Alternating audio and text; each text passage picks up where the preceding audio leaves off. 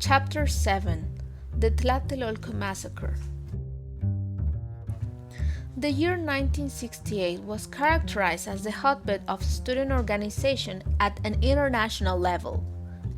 From Beijing to Mexico, students went out to demonstrate their dissatisfaction with the political and social system.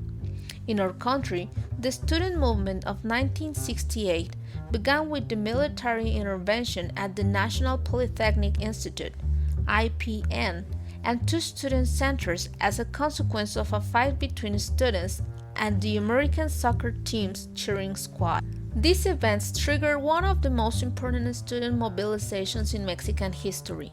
The demands were simple but had deep roots. The university students' list of demands would be as follows: freedom for political prisoners, repeal of Articles 145 and 145 bis of the Federal Criminal Code, disappearance of the Granaderos Corps, dismissal of police chiefs Luis Cueto and Raúl Mendiolea and Lieutenant Colonel Armando Frias, compensation to the families of those killed and wounded by repressive acts, disclosure of responsibilities of officials involved in acts of violence against students, demand for public dialogue between representatives of the movement and representatives of the government. The political regime in Mexico was in charge of keeping its hegemony intact. Therefore, any dissident movement had been repressed by state violence. The youth of 1968 sought in some way to make a real change in the political system that had been dominated by the PRI for decades. What started in Mexico City was gradually replicated in the most important universities in the different states of the Republic. Meanwhile, the Mexican government, headed by Gustavo Díaz Ordaz, began to worry. A massive event of vital importance for the country was approaching. For the first time in its history, our country would host the Olympic Games. This factor was important for the repression to take place. However, the governments of that time were characterized by their anti-communist mood. Both Luis Echeverría and Gustavo Díaz Ordaz gave instructions to destroy the 1968 student movement.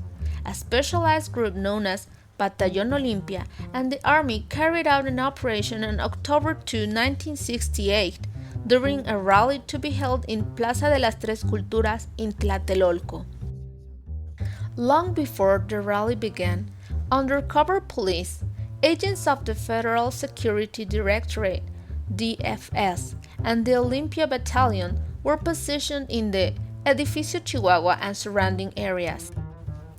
Although some information indicates that weeks before, agents of the Presidential General Staff had rented some rooms in the building, it was more than clear that the student movement was under close surveillance by military and police intelligence.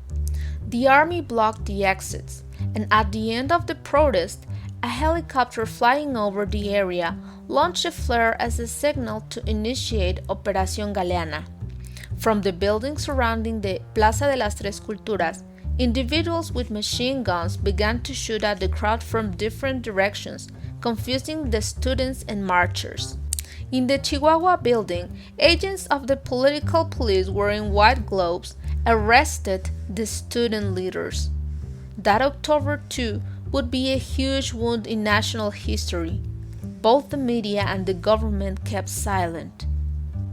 The exact toll is still unknown today, but it is estimated that there were between 300 and 400 dead and more than 1,000 wounded. October 2, 1968 remains a bitter memory in the history of social conflicts. However, it served as a catalyst to undertake a radical conflict in the country, especially with regard to the armed conflict. On the other hand, the day is representative of the different social movements, which generation after generation remember the fallen students and adopt the cry for justice that has been resounding for more than 50 years. October 2 is not forgotten. In the next chapter, we will talk about other important guerrilla movements that were formed in the second half of the 20th century. If you want to have an overview of the guerrilla movement in Mexico, click on the link that we will leave in the description, where we talk in more detail about this topic of vital importance to understand a forgotten fragment of the history of Mexico. If you are keen, like and subscribe, and share it with someone who is interested in the subject. Our project is created by students, and to maintain this work, we need your help for editing, microphones, headphones, and translation of the scripts. If you want to support us, you can do so by making a donation through PayPal.